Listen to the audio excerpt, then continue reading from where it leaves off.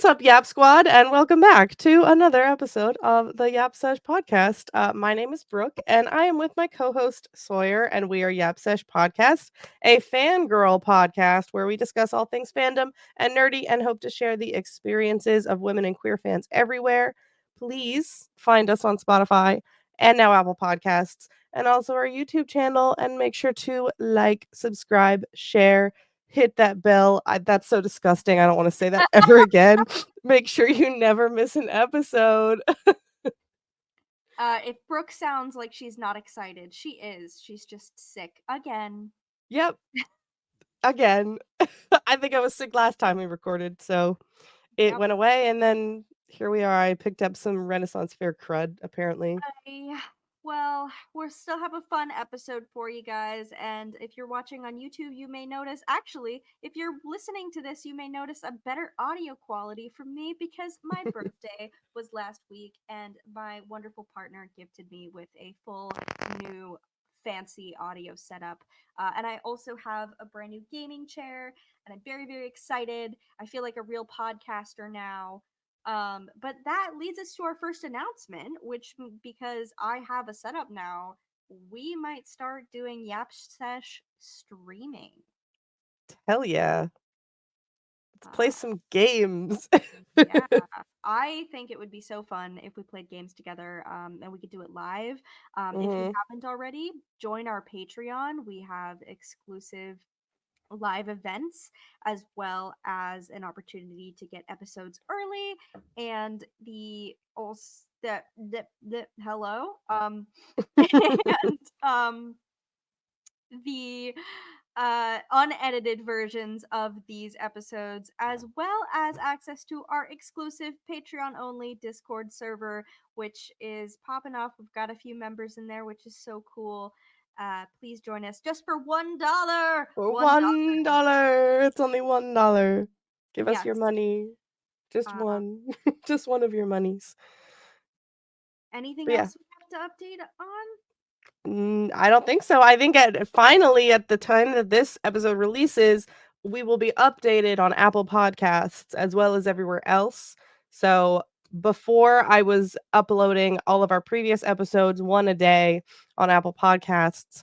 We should be caught up now. So if you like to listen to Apple Podcasts or you are listening on Apple Podcasts, we're so glad to have you. It's great. Yeah, it's cool. I'm so glad you're here.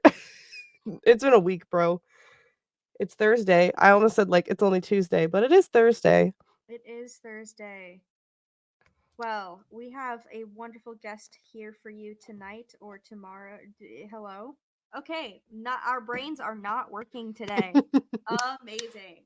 I had my psychiatrist appointment today and I asked my therapist wanted me to ask her if I had this like crazy episode the other day where I just couldn't focus and I couldn't say words. Like the words were just I couldn't think of the words that I needed to say. And my therapist was like, ask your psychiatrist if it's your new meds. So I asked my psychiatrist, and she was just like, that's not medication, that's autism.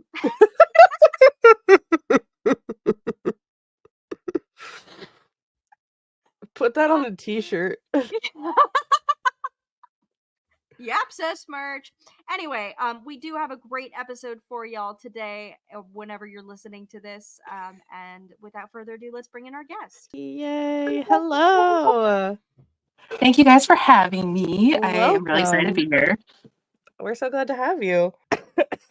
Well, welcome. Would you like to introduce yourself a little bit tell us a little bit about you and who you are? So my name is Chris. I go by Booba Fett on social media, on TikTok and Instagram. I'm a massive nerd. I am very neurodivergent, very, very, very neurodivergent. Yeah, I'm a huge fangirl of lots of stuff. So I'm definitely excited to be here to talk about whatever it is we're talking about women in sci-fi. Yes, yeah, and you're in the right place because we also are very neurodivergent and also very big fangirls. But we are fangirls in this house, so we always like to ask everybody, what was your first fandom and what is your favorite fandom that you were a part of? If they are different or if they are the same, that's cool too. I think my first real fandom is probably Star Wars. That was the first thing I really got into. I would say a second up to that would be X-Men, the animated series. I really was Mhm. obsessed with that as a kid. And honestly, Star Wars is probably still my favorite. Although I'm The Expanse is creeping in there to possibly being my favorite. And truly, if I was to say sci-fi, it would be The Expanse. And if we're saying like space fantasy, obviously Star Wars. Valid. Yeah. No, we get a lot of the same responses because we have a lot of Star Wars friends, and so it's like, I'm gonna ask you this question anyway, even though I might know the answer, but I mean sometimes it's surprising. We get a lot of like We get a lot of Star Trek. we've gotten Star Trek, yeah. Love Star Trek. I feel It's like not my favorite, but I do love Star Trek. depends what age range of like people that we have on, because we'll get like a lot of like Harry Potter, unfortunately. Myself included, being one of my first fandoms, but it is what it Nerfs is. ruin everything. Literally. Yeah. Um But yeah, so I also wanted to talk a little bit about we're gonna be talking about women in sci-fi, but we are also women who enjoy sci-fi. So I thought it would be cool to talk a little bit about our like experience with the genre. I'm gonna include a little bit of fantasy in there too, because I think there's some overlap and the debate of what is Star Wars? Is that sci-fi? Is it fantasy? Is it both? It's kind of still always there. So I wanted to ask to start what was your first introduction into the genre? If it's Star Wars, cool. If it's something else, um, that's cool too. And then was it someone that introduced sci-fi to you, or did you kind of find it on your own? Because we've gotten mixed answers from other people that we've talked to about this. So my dad and my brother, my mom's not really very nerdy at all. Mhm. She's into like cross stitching and baking, which is cool, but definitely not sci-fi. My dad used to watch the original Star Trek series a lot and Battlestar Galactica. So those were kind of my gateways into sci-fi. Mhm. I guess you could probably throw Alien and like I guess you can't. Mad Max isn't. Is that sci-fi? Actually, I don't know. No, Think that's more like No, dystopian. ish, Is it? ish. I feel like But there's like some in similar RoboCop and elements. like that kind of stuff, right? Like the Mhm, 80s and mhm. 90s sci-fi stuff. BSG, for some reason, that really stuck out in my head. The Cylons freaked me out real bad. Um, and then with Star Wars, it was my brother. My dad does not like Star Wars at all. My brother's a huge Star Wars fan. And I think I was about 3 years old. And that's some of my earliest memories is watching those TV shows and seeing Star Wars and just being utterly obsessed. Very nice. Yeah. I feel like it's something that I kind of found more on my own. I know we had an episode a few weeks ago talking about video games, and I feel like there's a lot of overlap with science fiction stuff in video games too. And so I would play video games with my parents when I was little, which was cool. Both of my parents would play. So I feel like if I had to pick, that would have been my first experience with a sci-fi genre that was like introduced to me by someone or like alongside with somebody. But I feel like mostly all of the other fandoms that I've ever found myself in were things that I've discovered on my own or maybe through like friends at school. What about you, Sawyer? Yeah, I can't remember what exactly brought me to sci-fi. I can say that my parents, when they were dating, I think I've mentioned this on the show before, but when they were dating, one of their favorite date nights was watching the next episode of Star Trek: The Next Generation. So that was always something, when we would always go to see whatever new movies were coming out. I don't think, I mean, neither of my parents are huge Star Wars fans, but I stumbled into my love of Star Wars at a very, very young age. And I mean, I grew up when the prequels were coming out. So I fell in love with Padme. And I very distinctly remember when Revenge of the Sith came out, my mom was so nervous because it was a PG-13 movie. And I was 5. And she was like, oh no, like so I remember that she had a friend who was a huge Star Wars fan and she called her and was like, please tell me which parts I need to fast forward so that my daughter can watch this movie. So, um and I don't know, did they do a VHS of Revenge of the Sith? They may have, because I feel like I had a VHS tape. But I know they did for Phantom Menace for sure because I had it. I had like several different copies of it, like the big special boxes that were all Yeah. huge. Mhm. but in any case, yeah, that was kind of, always just what I gravitated towards. I think I don't know that I was necessarily introduced to it by anybody, Mhm. but I since then it's always been my favorite, and yeah, Star Wars is more space fantasy, but anything like space and science-y has been my shtick forever. I don't know how I didn't realize I was going to be a scientist, because that was not my plan at all until I got into college. So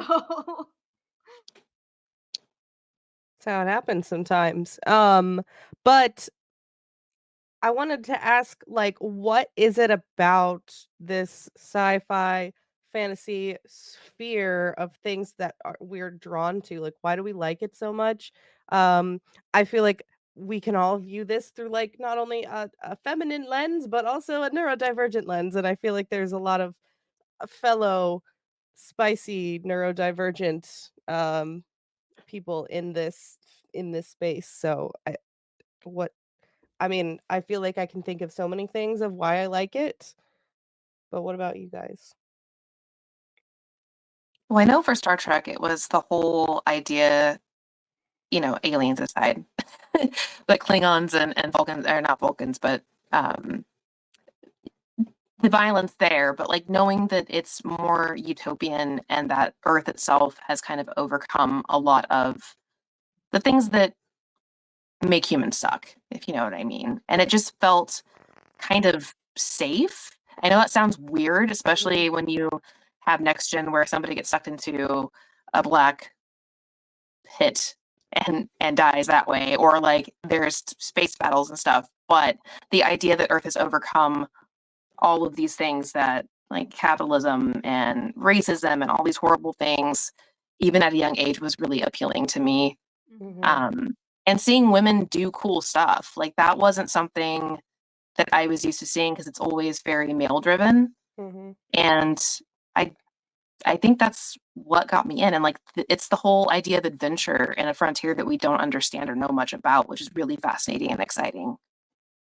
Yeah, I think those points for sure, and especially with Star Trek, like there is such a emphasis on human nature and real world storylines that have been applied to the sci-fi universe of Star Trek. That's kind of, Star Trek, for all that Star Wars is political, I would say that Star Trek is even more so, like Oh 10. yeah. Mhm. But and that was something that I really grew to appreciate when I had an interest in watching Star Trek when I was like, maybe a teenager is when I started actually looking into why my parents loved that show so much. Um, but which I think is a great age. That is a great age to get into Star Trek, I think. Um, but uh you know, yeah, I mean, I just loved Padme. I loved her outfits. I loved that she had agency in her story for most of it. Um, and she was the first character that I can remember looking up to and wanting to be like. And so, I'm fortunate that I've always been able to see myself in sci-fi and in Star Wars, and um and I also think that there's just an undeniable appeal. You said aliens, but also just the technology of it all, the Bacta and the holograms and all of that stuff. Like there's just something about that aesthetic that I just adore. And Star Wars has a very specific aesthetic too Yeah. that Mhm. is undeniable, and I love it. I love it a lot. Yes, I And also love Princess Leia, by the way. Princess Leia being like the yes. first princess like that I ever saw. She's a princess, but she is a self-rescuing princess. And she Mhm. strangled a space slug that had her as a prisoner. Like that was really cool to see as a little kid. Yeah, that is and shout out to Carrie Fisher for being like, "Nah, this is how this is gonna go." I mean, Yes. I without her, we wouldn't have the Leia that we do. What Exactly. I really like about, um, I lost it. Hold on. Buffering. Oh my god, what was I gonna say? What I really love about this Star Wars Oh, that's what I was gonna say. What I really love about, like, the Star Wars aesthetic is that because the first movies came out in, like, the late '70s, '80s, is that that is now, like, the hairstyles, are like canon to the timeline of Star Wars. So whenever you see something that is set in like the original trilogy period, it's like now we got to give them all these 70s haircuts. And it's so much fun that like not only is there a rich like history of Star Wars, but it also is like a rich history reflection of like our real world, what was happening at the time, which I think is so cool. And I mean, if I think any you can look at really any medias, but especially sci-fi, I feel like follows that a lot, like Star Trek because it's been around for so long. Like you have some like there are through lines of aesthetics that like continue from, from the beginning. I'm thinking about like Doctor Who as well. Yeah. Is very similar. Something about sci-fi I think that I've always been drawn to is that the idea that it is like there is elements of fantasy in science fiction, but it's more grounded in like real science that we can explain. Which I think and what I always loved about like Doctor Who is it connects a lot of things to like real events or real Mhm. places. And even if it's not like it's a crazy alien planet, but I love the episodes where like they go back in time to somewhere on Earth and they, add in like, oh, this thing was actually caused by, an alien that was living under the ocean the whole time.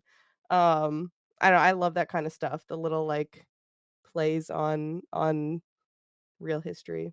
I Agreed. wanted to ask oh, that was the other thing I was gonna ask. Because we're all online and we all engage in fandom spaces online.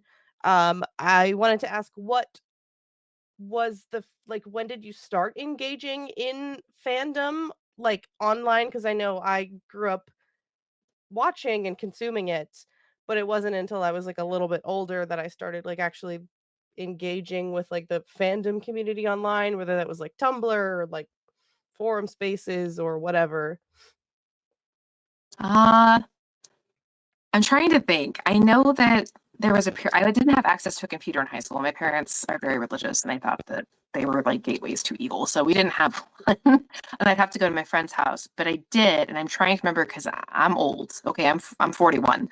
The internet was relatively new for like access in homes. But I would go to my friend's house and I would go to, and it might have, I don't know if LiveJournal if it was LiveJournal or was something like Tumblr before Tumblr was a thing Mhm, where you could do fan fiction. And I would mhm, write fan fiction for a character that I made up for the prequels. And she was Qui-Gon's daughter, and she was in love with Obi-Wan. And so I wrote my own fan fiction. That's kind of when I started doing it. mhm, And I feel like back then it was kind of nice because the community, like the internet community, was not what it is now. Now, there are beautiful things about it now, mhm, but I feel like it was a lot more um what's the word I'm looking for? Not welcoming, but positive. Like I was always mhm, encouraged to keep writing and like it was done. I mean, it was silly. It was very silly mhm, fan fiction.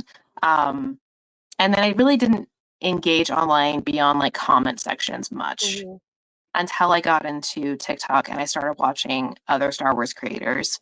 And I was encouraged by friends that are like, listen, I listen to you talk about Star Wars like all day long. I've done it before when we've gone out drinking. Like, why don't you just make videos? And I was like, I don't know. Like, no one wants to hear me babble about Star Wars. And then I started doing it. And for the most part, it's been pretty positive. Yes, there have not been great things about it. Um, but overall, I have found the Star Wars community online to be really great and the sci-fi community online to be really great. mhm. Yeah. I Um. think what makes like what it makes it feel, I guess, more toxic now is the accessibility of social media and Yes. algorithms are going to show you what you engage with.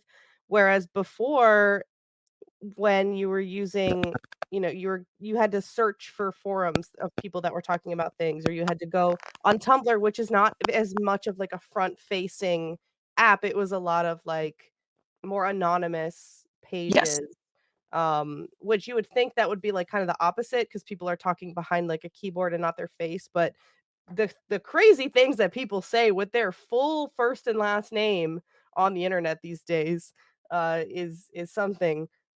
My So I father's feel like arrested daily. yeah, it's crazy. But I feel like it was a little bit more like niche you had to physically really search out for those spaces, and then Yes. so I feel like the people that were really haters did not want to go through that effort. Whereas now it's really easy for them because they keep commenting on stuff that they hate. So they keep seeing stuff and then they keep commenting, and Yep. it's a whole circle jerk of Yeah. toxicity. But there's still there's good things about it too. So we like to keep to that mostly. Yes. But what is everybody's favorite like sci-fi things other than Star Wars? Because obviously we're all Star Wars girlies in this house. Um, it can be books, TV shows, games, other things, all of the Resident above. Evil. Mm. Resident Evil. No, really though, sci-fi video games are some of my favorite forms of consuming sci-fi media because then you get to engage with the story um in a completely different way. Obviously there are Star Wars video games and whatnot, but really like especially sci-fi horror, Resident Evil, or um I this is a great debate in my house. I say The Last of Us is sci-fi. My partner says no way. But Yeah. I think it is definitely sci-fi. It's the first thing on this outline. I said, everybody drink. Brooke is about to talk about The Last of Us. No, I say it's definitely science fiction. I think anytime you're messing with any kind of like bioweapon, like obviously Yeah. Yeah. so And the show made it so connected to mhm, biology. That was one of my Yes. favorite parts of the show adaptation was just yeah. that first fucking opening scene where they're That's so talking about climate change and how the temperature of the earth is getting warmer, and that the fungi that could only survive in certain things can now survive in humans because of the temperature rising. And that connection literally blew my mind. I thought about it like Mhm. literally entire week after that It episode was aired. so well done too. It was So good. yes, Yeah. And that's why Resident Evil 7 Biohazard is my favorite one because first of all, that is the game that revived the series, but it really decided to go in with the science. And they also took the fungal approach in that game. And that this is why I do not care for Resident Evil Village because the story of Village makes 7 look like a joke, in my opinion. But um yeah, whenever sci-fi gets uncomfortably close to reality, that's my favorite kind of sci-fi. Mhm. Yeah. I was thinking like I love zombie apocalypse media. I feel like I would consider it all fall under the sci-fi genre. for sure. I love The Walking Dead too. I don't talk about it as much as I do talk about The Last of Us, but like I'm so I d- first I don't know what it is. Because I love, like, grounded stories, not just sci-fi, but I'm thinking about, like, the fantasy stories that I like to engage with. Lord of the Rings has always been something that was, like, difficult for me to kind of get into because that's more, like, very high fantasy. Whereas I love Game of Thrones and, like, that whole world because there are so much more, like, grounded historical kind of elements to it, and it's very, like, not that Lord of the Rings isn't political, but that's not its, like, main focus in the same way that, like, the Game of Thrones, Song of Ice and Fire world kind of is. Yeah. Um, I think that's why I like science fiction is because it has that more grounded feeling of, like, these are things that are familiar to us, and now here is this, like, extraterrestrial, supernatural type thing that we're now introducing to it, and it's not like, it's scary to me, but it's because it's fiction, it's also, like, it feels safe for me to engage with. Like, I Mhm. can't tell you every time I go somewhere or I'm, like, driving somewhere or I go to a new place, I'm like, "Okay, so if there was a zombie apocalypse that broke out right now, am I safe? Where should I go? What is my escape plan? What am I taking with me?" Like, I don't know, but it's like, it's nice to kinda engage in the world in that way. My old roommate, who he's my ex-boyfriend, but we used to have a bug out bag in our car that was literally for the zombie apocalypse. Like we had like the little rope bracelets that you could like I can't remember what they're made out of, like the nylon stuff. They had I had a multi-tool axe thing. We had all like, and it was a legit thing. Like and we had all these plans in place, like if there was sort of apocalypse like that. And I think that's one of the things that makes sci-fi work so well with horror as well, because when you ground it in something that is based in science fiction, like it makes it a possibility. And it makes it so much scarier because it feels a little bit closer to the real world. And that's, for me, that's why I love zombie apocalypse things as well. Like 28 Days Later is one of my favorite movies. It's in my top 10 favorite movies ever of all time. I'm very picky. It has to be, like I said, it has to be close enough to real science for me to really engage with it. So I can't. I think that's why 28 Days Later freaked me out, though, because rabies, I don't feel like people are scared of rabies enough. Like, it is, as someone who worked with wildlife, it's terrifying. And because they leaned into, they didn't say it was rabies, but it basically is like a version of rabies that spreads much faster, right? I don't remember 20 Weeks Later very well, but 28 Days Later is still one of my more favorite zombie sci-fi movies. Like, I really like that one. Because rabies freaks me out, man. I don't know. It's really terrifying. Like prions and stuff. Like it's just freaks me right out. Which is also why Last of Us freaks me out, because the idea of fungus taking over your body because it can't, like right now, it can't do that to humans is really terrifying because there would be nothing we could do about it, at least right now. We're gonna see it in frogs before we die. There's already did y'all see that frog that had a mushroom growing out of him? Yeah. Yep, it's coming. It's like the universe saw The Last of Us and was like, oh, you guys like that. Let's make that real life now. We didn't say we wanted it to happen. You looked at my AO3 history, didn't you? Fucking universe. How dare you? Let's talk about that. No, I think like even the Last of Us show, the game didn't really explain where this outbreak came from. If you read a lot of the collectibles and things, you can see there's like clues, but it was never it was never stated like in the game. So the show was just kind of like, nah, bro, it's a flower. It's the flower from, what is it, Indonesia, I think is where it started. I think so. Yeah. America, though. Oh, there is a part in the game where I had made a video on it. I don't remember exact details. There is something in the game that had to do with food. And I think it had to do with flour. There's that in the very beginning when you're playing as Sarah and you open up that newspaper that's in the bathroom. I think there's something in there. I think so, yeah. In that article about that. But they leaned into it in the show, and yeah, you're right. I really like that they were like, this is, and that is, like, that's one of the reasons why you're not supposed to eat raw flour, not because you're going to become a zombie, but because there are microbes and stuff there that can make you really sick. And so, like, you're not supposed to do that. So I like that that's where that idea kind of came from, too. And it makes sense that it would spread really fast because flour isn't everything. And so naturally, yes, the majority of humans would eat something made out of flour. It's really smart. Yeah. I'm trying to think of the other.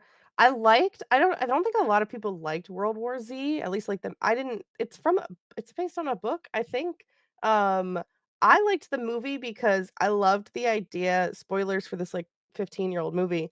But they figured out that if you are like infected with an incurable like deadly disease of some other kind, the like zombies won't touch you. So there was people that had like terminal cancer. It was like a little kid, I think, that had like terminal cancer, and all the zombies were just like walking right around him because I guess he was like not good to eat or whatever. I don't know. I love that you can explain things with science. That's like the one part of The Walking Dead that I don't love, is that it's never explained where the source is.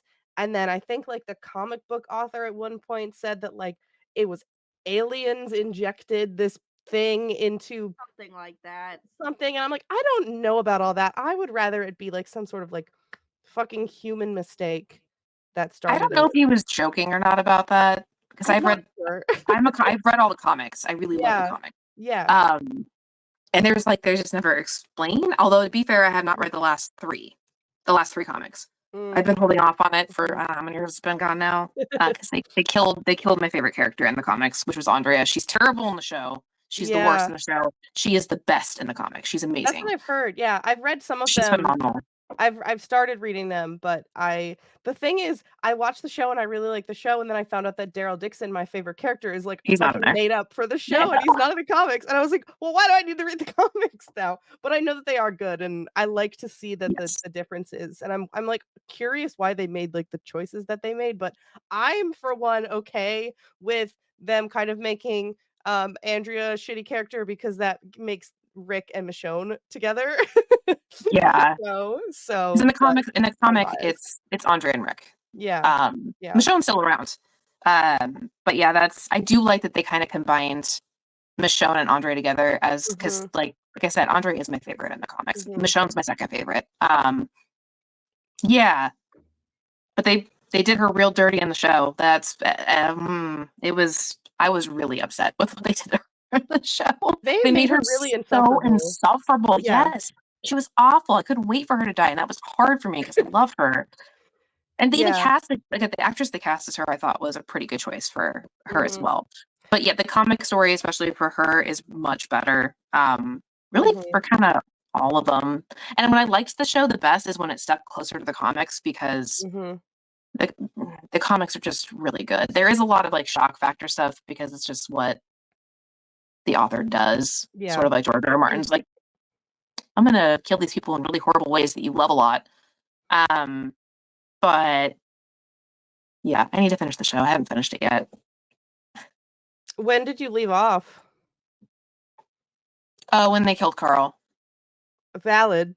I That was part like, let me tell you, I spent the first fucking up until season 8 when he dies hating Carl. I was like, he sucks. He's the worst. And then I have not cried over a character more than fucking Carl Grimes because they just keep bringing him up and it's so emotional. And I'm also kind of mad that they gave, I guess, Judith's storyline to Carl because they yeah. killed Carl because they didn't want to pay him when he turned Mhm. 18 or some bullshit, which makes me so mad And because that's more why I quit the show than the fact that they killed the main character of the comics, essentially. Carl is basically the main character. yeah, Um, and then they also kept Judith alive, which is that I could kind of see why they did that because they didn't want to kill a baby on TV. I get it. But yeah, like yeah. she she dies with Lori in the Mhm, comics. Um, but the knowing that the reason why they killed Carl kind of killed the show for me, where it's like that was yeah, really crappy because you yeah, didn't want to pay him adult wages. Ugh. yeah. Didn't love that, and watching it, I've watched it now like 3 or 4 times all the way through, and the second time watching him back, I'm like, "Carl is just a kid. I cannot be mad at him for being a child in this crazy situation." And so I ended up liking him a lot more like the second time around, and then I've just cried over him every single time that they bring him up after the fact, and they've done it with the spin-off shows too, which I actually do like the spin-offs that they've put out. I've seen a Um couple episodes like when we've been staying somewhere and I'm like, "Oh, this is Mhm. actually pretty I could watch this."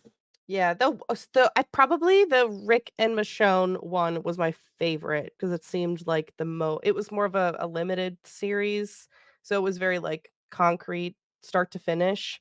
Um, they have I think, 2nd season of what is it called? Dead City with Maggie and Negan will be good. The 1st season was a little, like, I don't know, they introduced too many new characters and then just fucking killed them all, and Oh. so it was like, I don't Well, that's know, pretty on brand for Walking Dead.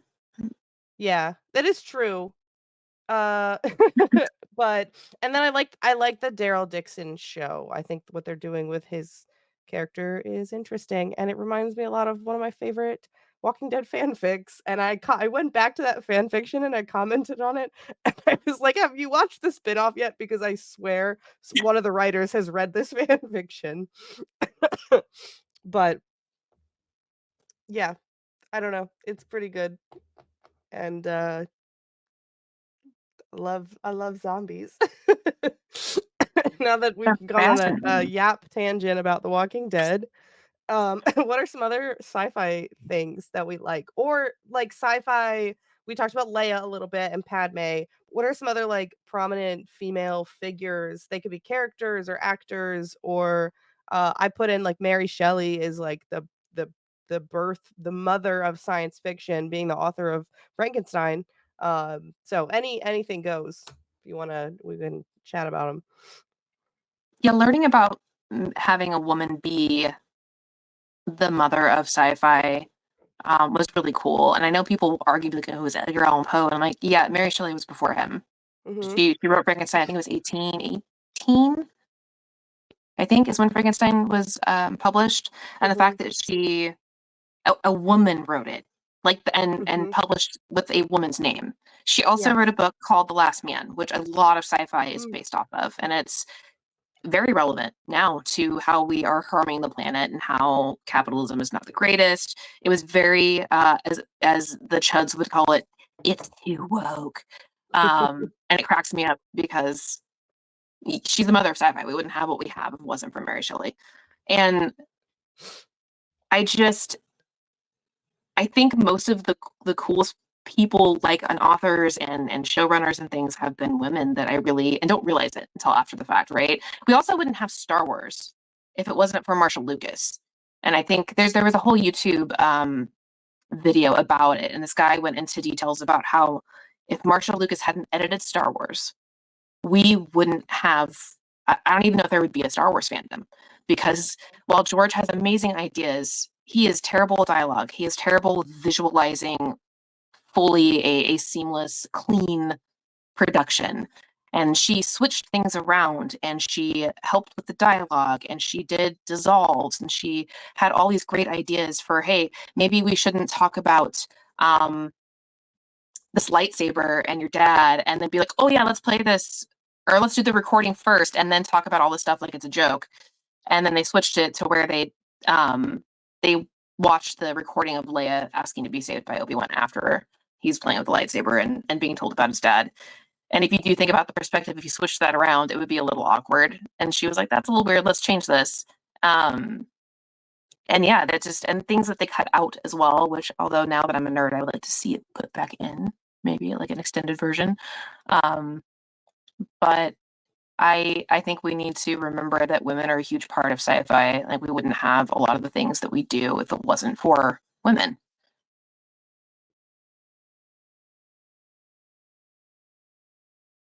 Marsha Lucas is a goddess. And she'll never Sorry, admit it, by the way. She's always Marsha Lucas is always like, no, I was just doing my job, like what everybody else was doing. But like straight up, she's the reason why we have Star Wars. yeah, no, really, and I think even George has like credited her to that Oh yeah. for sure. So And all Carrie, you, because Carrie was like, George, nobody talks like this. And hmm, they would fix dialogue in real time. yeah, and then she Yeah, became she went on to become like an awesome script doctor. So yes. that's really cool. But yeah, women. Sorry, I just like was dying of a coughing fit, so I kept going off screen because I'm not like don't want to freaking hack on the air.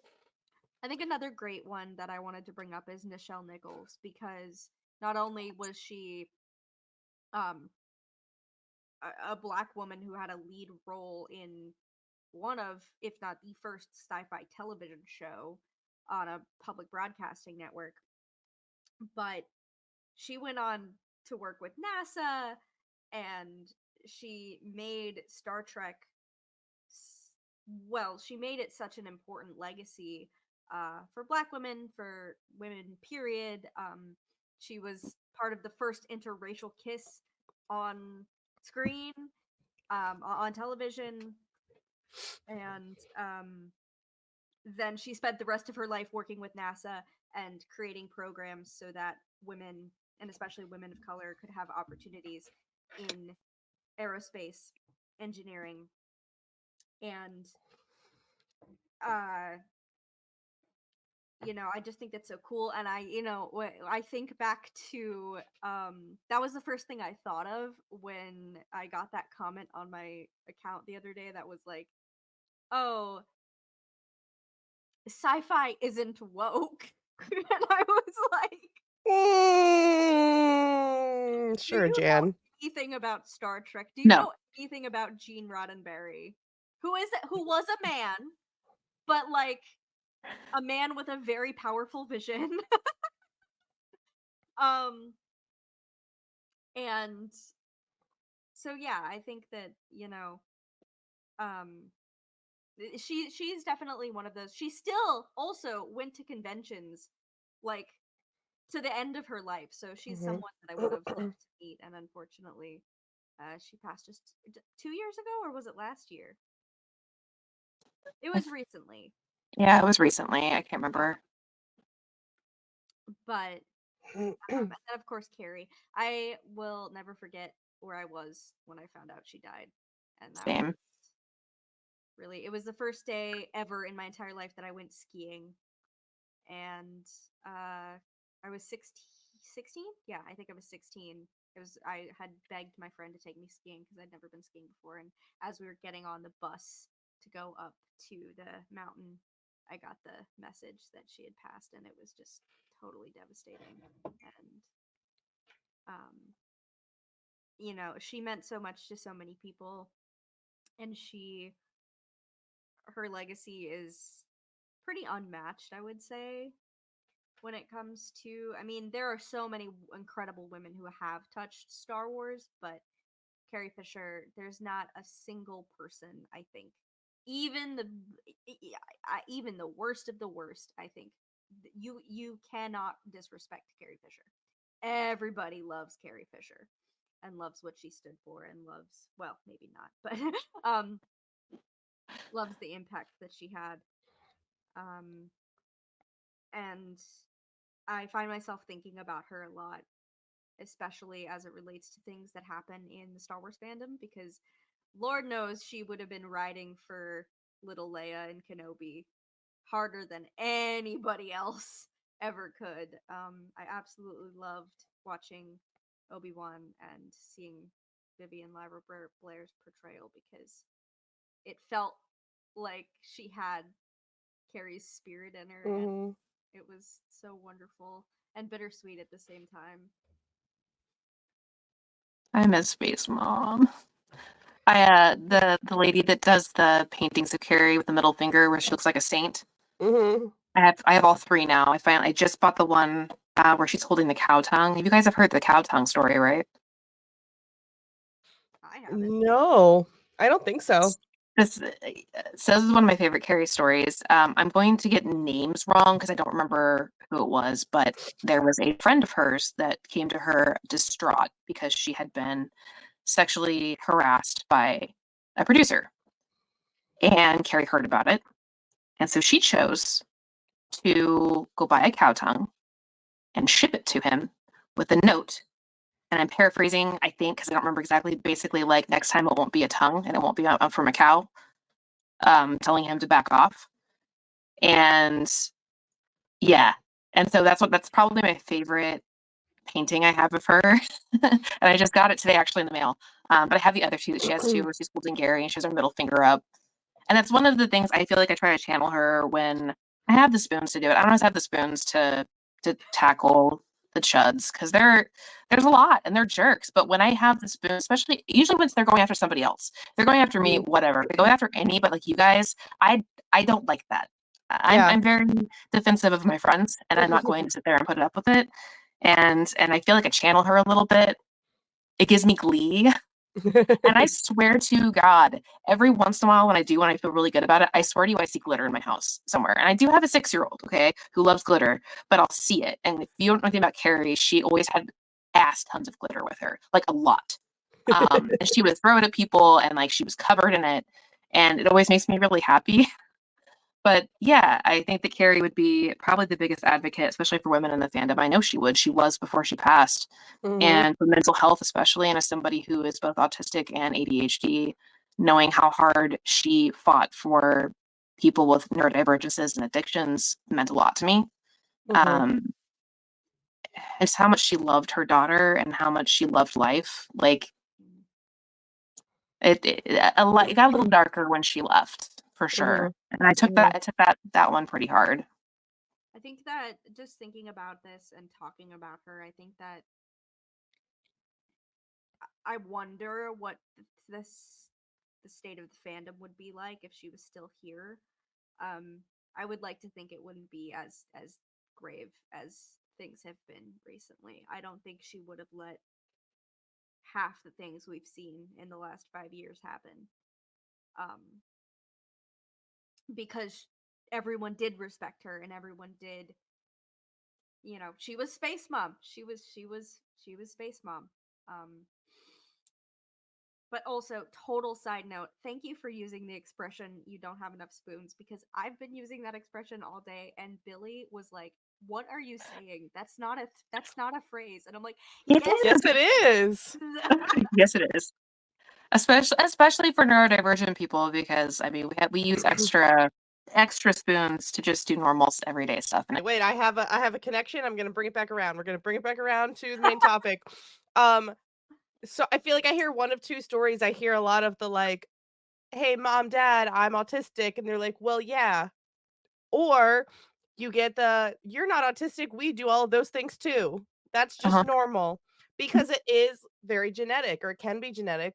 yes, And so now I have been reflecting on my childhood and my parents, specifically my dad, who has 100. So my dad grew up Catholic. He went to Catholic school, you know, where they hit you with rulers if you did we have the something same wrong. dad. I'm serious. Maybe. And so there was no way that he was ever going to be diagnosed by a doctor, because they just literally beat it out of you. But he he has like severe ADHD that's never been diagnosed. And so I've always been like, "Oh, I know exactly where I get it from," because we're very similar, where we get really into something, we buy all the stuff for it, we spend way too much money, blah blah blah. But now that I'm like thinking more on like the autism spectrum, I was talking to my boyfriend and I was like, "I don't know, like I've never really viewed my dad that way, as like autistic." And he goes, "The last time, Brooke, the last time we were at your house, your dad talked to me for 45 minutes about flashlights." And so I've been doing a lot of reflection, and I'm like, "You know what? There is my dad, the way so he the way that his sense of humor is can be perceived by some people as probably not socially appropriate." And just other things like that I'm like, "Wow, that's crazy." But to bring it back around, my dad is also was an addict. He's been sober for like almost 40 years, and I feel like we don't talk enough about how there is a large, like, neurodivergent people are very susceptible to becoming addicts, because the world that we live in is not set up for us. I know myself in college would cope with drinking at parties and drinking too much, because I didn't have to worry about the social anxiety anymore. Um, but all that to say, bringing it back around to Carrie Fisher talking and advocating for neurodivergent people and addicts. So we did it, folks. We can keep some of this stuff in the Yes, it episode is. now. But yeah, science fiction, women. Love all of it. I really don't have much more on the outline that we haven't talked about. So if there's anything else that we want to highlight that we didn't talk about, I did want to mention fan fiction, because fan fiction also kind of stemmed from the science fiction genre, because I believe the first science fiction came out of, or the first fanfic came out of Star Trek. Am I crazy? Yes, you are correct. Yeah. I believe it was Kirk and Spock. Pretty sure Yeah. it was. But it was Oh, we're talking about that kind of fan fiction. Got it. Okay. That's the fan fiction we usually talk about. Perfect. Okay. Yeah. All right. yeah. That's what I was So talking about earlier with my little fanfics. It was definitely, yeah. yeah, but it's always been spearheaded by female authors and by women writers, and stemming from the science fiction. So like we've always been here, we've always been fans. It's always been woke people, crazy and Always. surprising. Literally, like, blows my mind that people still are like, "Oh, they made Star Trek woke now." Like, where have you Hello. been? Where have you been? Oh, That's so strange. Like, I used to be really like, I was writing fan fiction left and right, and then I stopped. Like, I couldn't. I woke up one day and I could not do it anymore. And I don't know if that's because I got too ingrained with roleplay and like too used to the dynamic of having a partner to write the story with, because roleplay, at least the way that I roleplay, like I there are people who truly, there are people who do like fandom roleplay as like porn, like that's their version of porn. Yeah. And that's their prerogative. But I and the people that I role play with, like, we're interested. We're basically just, we can't write fan fiction, so we do it together. Like, it's a story. Like, Mhm. I asked my partner the other day, my role play partner. I was like, "We need to do a skip. What do you want to do?" And she was like, "What if Osha gets kidnapped and we have to like, Kaya has to save her, and it's really angsty and terrible, and they're apart for an extended period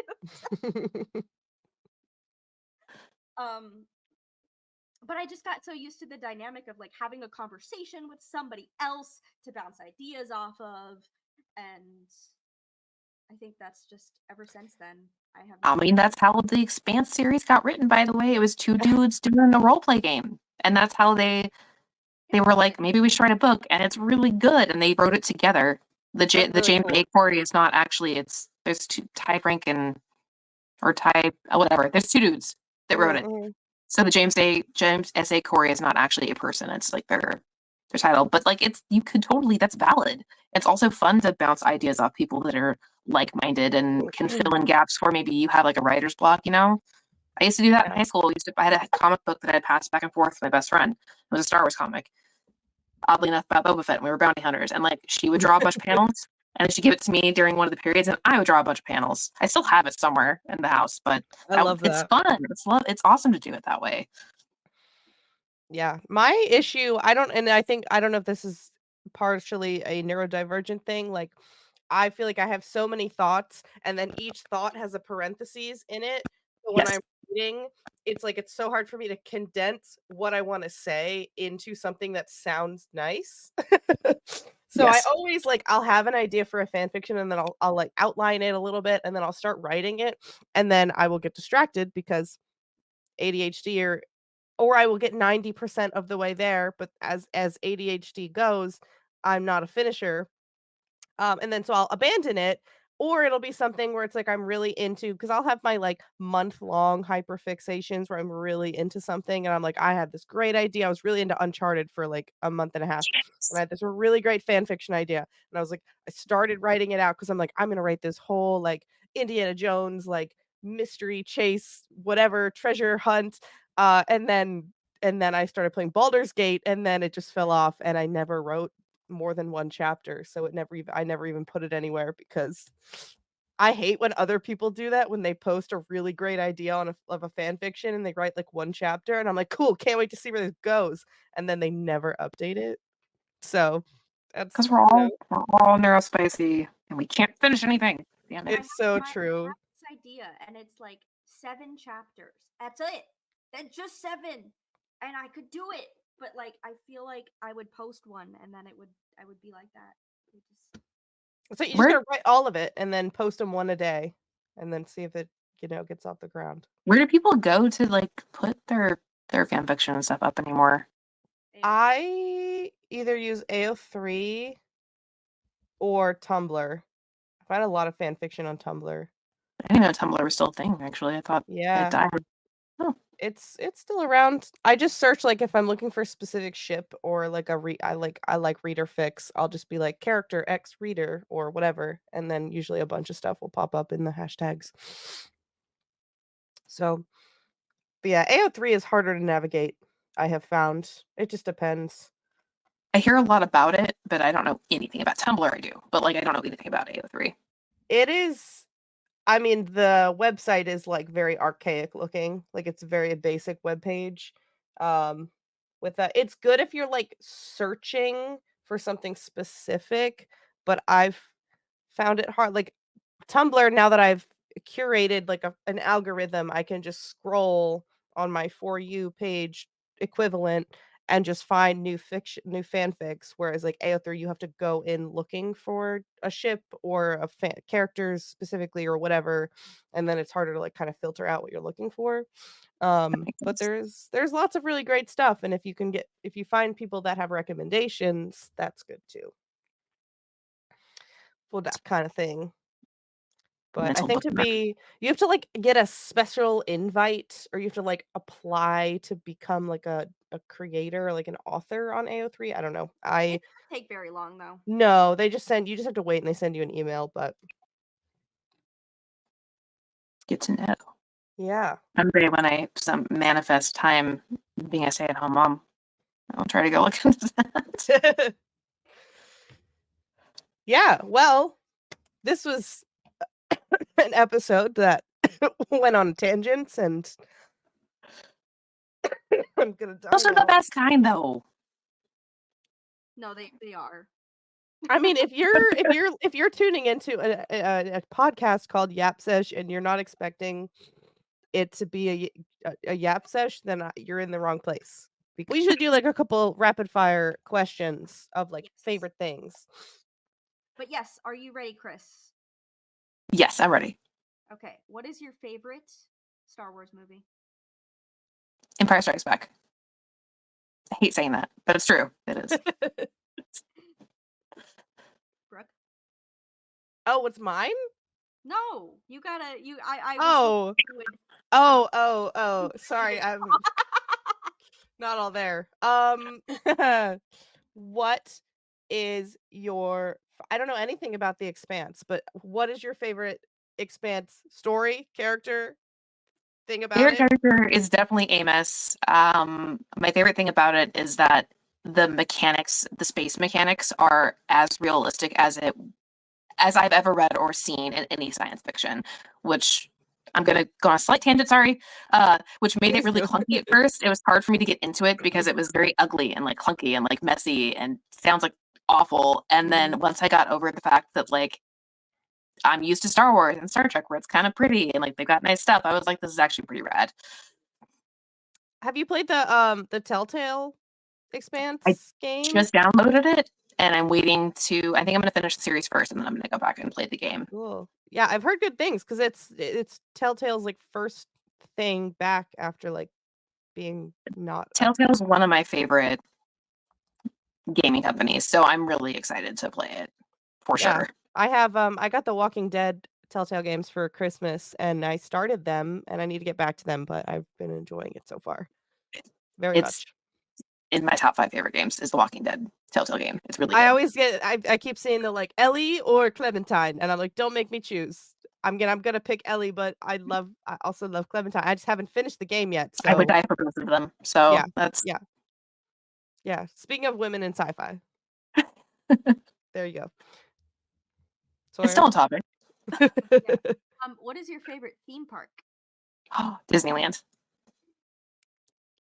I would say let's go with the sci-fi theme. Favorite sci-fi movie that's not a Star Wars movie. Oh, I said okay, I'm not gonna say 20 Days Later because we talked about that earlier. That's definitely one of them. Oh no. I think there's too many. Probably Aliens. Nice. We didn't even talk it's about Aliens, right? Where she says, "Get away from her, you bitch." I think it's Aliens or Alien. I always flip them. The stupid S on the Aliens. It's just me. That one where she one alien movie, and it was when she's in the big mech suit and she's fighting the xenomorph and she says, "Get away from her, you bitch." That was one of my. That's actually a core memory for me, and so probably that movie. I'm actually as much as I love zombie things, I'm not a big horror genre person. I don't like scary things. But I do. So I think I've watched the first Alien, but I haven't watched other ones. But I think I like the Predator series more. I loved Prey. I watched that I think twice in one day. Like I watched it and my boyfriend got home from work and I'm like, we have to watch this immediately. It is so good. Highly recommend to everybody. I wish they had released it in theaters because that would have been an experience to see it on a big screen. But oh, and then the runner-up would be Fury Road. Sorry, that popped into my Nice. head after the fact. Yeah. Love Mad Max. What were your feelings on Furiosa? Have you I seen haven't it? seen it yet. I've been waiting to Haven't? see it with my friend, and because I'm away from all of my friends and family, it's hard to kind of coordinate Yeah. that. But I would Yeah. like to see it. My boyfriend saw it. He really liked it. I don't think he liked it as much as Fury Road, but Fury I Road think was it's hard to incredible. beat. Like I saw it. I'm not joking. I saw it 15 times in the theater. I worked next to a theater, and I literally after work would be like, I'm gonna go watch it again. That's how much I love that movie. Mm-hmm. You know a movie is good Just when you're just like, I gotta see it have to again see it again. and again. I Yeah, saw the and I listen to the Batman. soundtrack still. Like love it. That's a movie I just don't understand. I found myself going like, why do people love this so much? I love But it so much. you're a Blade Runner girly though. I feel like that's kind of adjacent. You know, it's very different, but same genre of I types guess of maybe I things. need to watch it more as an adult. I remember watching it when it came out, and I was like, "Why does everybody love this movie? I do not like this movie. I don't understand this movie." But perhaps, yeah, Blade Runner is my favorite ever, always. Blade Runner is very good. I forgot about Blade Runner too. Damn, there's too many. There's too many. But anyway, yeah. So thank you so much for joining us. This was super fun. Thank you for having me on. I had a good time. Don't die. I'm like I've been fine, and then it's like once an hour I get like these really terrible coughing fits. But if you could let the people know where we can find your content and your awesome face. So I am most active on TikTok, and as you can see, they can see my screen name, right? You see screen name on there? It's Booba Yes. Fett on TikTok. I'm also on Instagram, and I usually just repost my TikTok stuff there. I don't really, not very active anywhere else. I don't really have the time for it, but come find me on TikTok. And if you don't want to use TikTok, come find me on Instagram because I repost on there. But Excellent. Yeah, we will put all of her information in the description of this episode so you can check it all out for yourself. But until then, thank you all for listening and watching if you're on the YouTubes, and we will yap with you all again soon.